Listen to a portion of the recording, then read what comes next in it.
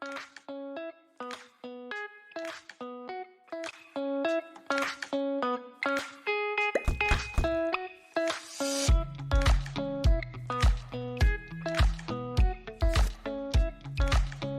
intervalles réguliers, la France se passionne pour des questions d'actualité liées à la laïcité. Mais alors, pour l'hôpital, c'est quoi la laïcité?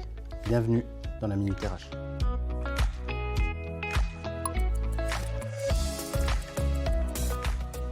Lorsque la laïcité est évoquée, chacun semble avoir son avis. Pourquoi pas?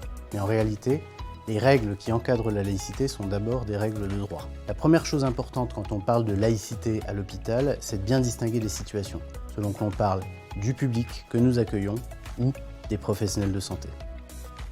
S'agissant des patients, l'hôpital public accueille tous les usagers, sans distinction d'origine, de moyens, de croyances. C'est ce qu'on appelle le principe de non-discrimination, qui recoupe deux composantes essentielles de notre devise républicaine, l'égalité et la fraternité.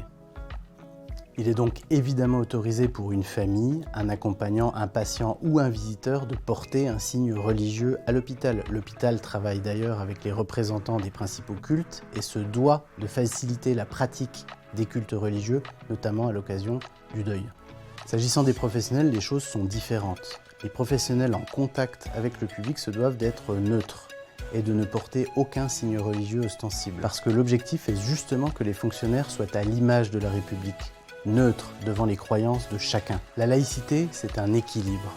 C'est pour garantir la liberté de chacun à vivre sa foi dans son cœur qu'on exige des professionnels et du domaine public qu'ils soient parfaitement neutres.